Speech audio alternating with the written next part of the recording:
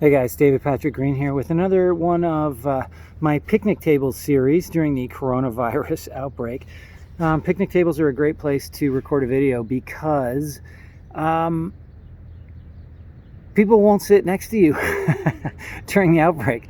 Social distancing, right? So I sit at a picnic table and I know I won't be disturbed for a few minutes.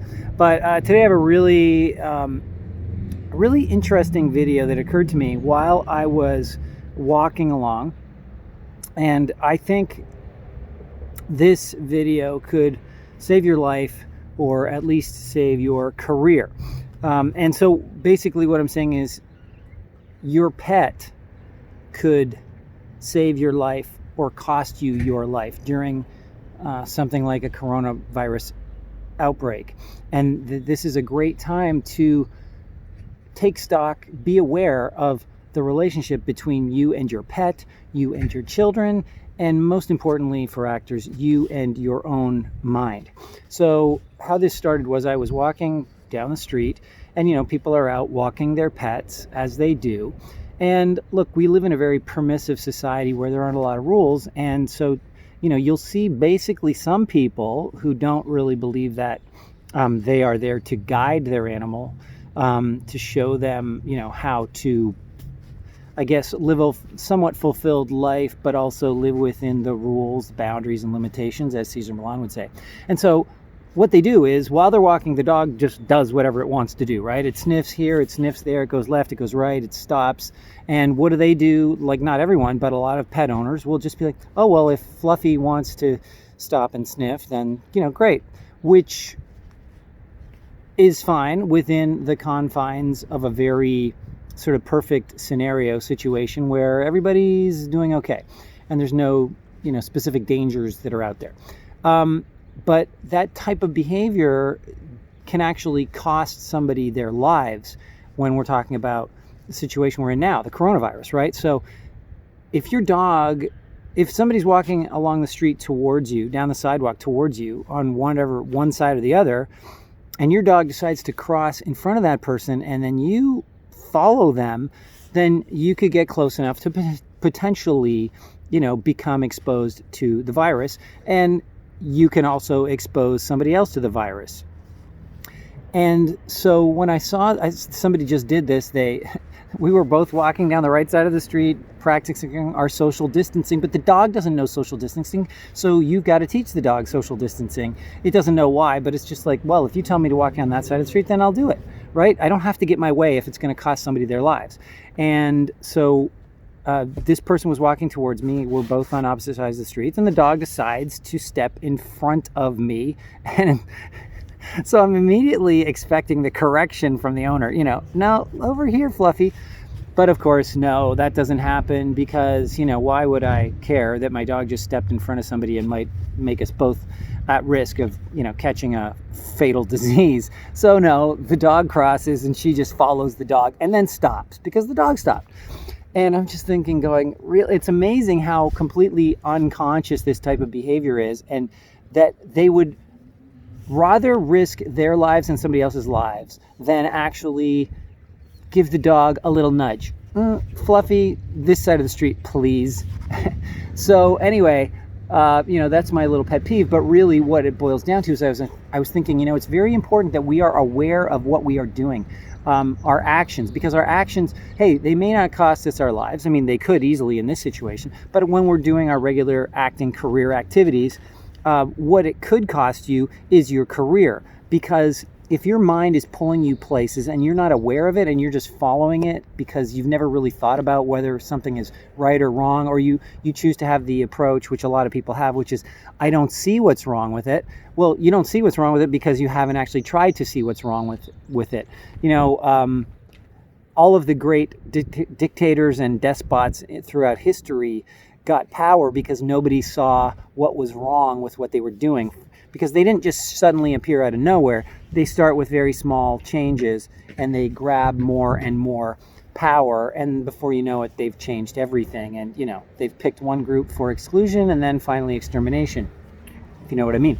So you guys have to be very, very aware, not so much of the pets. If you have pets, you should be aware. Like, you should be aware that they come second, okay? People come first, especially when it comes to safety and politeness, okay? The pet will do whatever you tell it to do, but you've got to be aware of what's going on and what's proper behavior. And walking zigzag all over the place and cutting people off is not really proper behavior, and you can't blame your pet on it. And if you can't see what's wrong with it, we'll try to figure out what's wrong with it.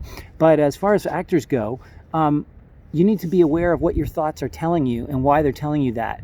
And like, if you're doing all of your activities are extremely passive or involve spending money so somebody else hopefully takes notice of you, and you're not taking full responsibility and control of your acting career and just doing things because they are the right thing to do rather than, ooh, I don't want to offend anybody. Well, you probably won't offend anybody, but you'll have to actually do something to find out if it's offensive.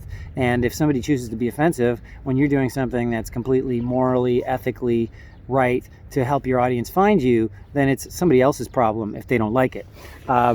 Anyway, so just a few thoughts about thinking and being aware of one's thoughts, because where we really usually go astray is we get a stray thought in our head and it takes over, right? Because it's like a lie.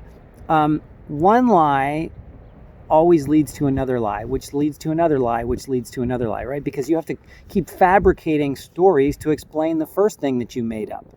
And this is what happens when we get a thought in our head. Say some casting director says, don't ever call or visit. Okay, so one person said that, so that is a thought, but that's one person. But all of a sudden you generalize and you go, well, if that person said it and their title is casting director, then I will make up the lie, and it is a lie, that all casting directors feel the same. But all casting directors haven't told you this, right? And so you lie to yourself and say, well, if they said it, then you lie on the side of caution, right? Well, if that one person is offended by me calling them or visiting them, then I better just apply that to everybody else, because there's a small risk I will offend them as well. Okay, so this is how we take what one person told us. And look, if somebody tells you don't call them, I mean, you're free to follow that advice. I wouldn't necessarily, because it's like, don't tell me what I'm going to do. I'm going to do what's best for me, and I believe it's good for you too, right? So if somebody says don't call me, doesn't mean I'm not going to call them. I might call them, and I might be the only person that ever calls them, and they'll act as though they never said it, right? When you tell a room full of people not to call, it's completely different than telling one person not to call. Because generally you're like, I don't want all of you to call, because that would be 20 calls, 50 calls, 100 calls.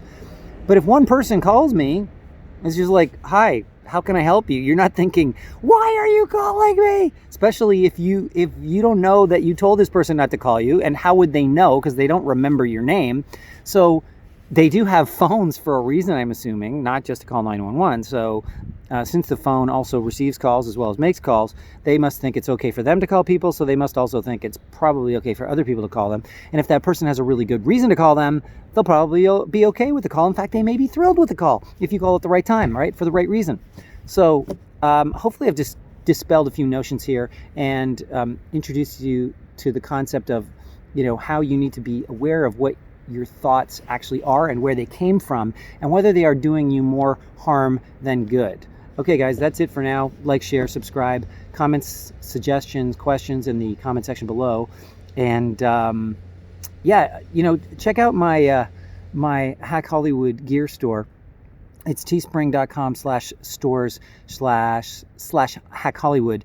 And you can get yourself a Hack Hollywood t-shirt and show the world that you are paying attention to what's going on. You are going to hack your way into Hollywood, Bollywood, or China wood, or whatever wood is in your neighborhood. I will talk to you soon.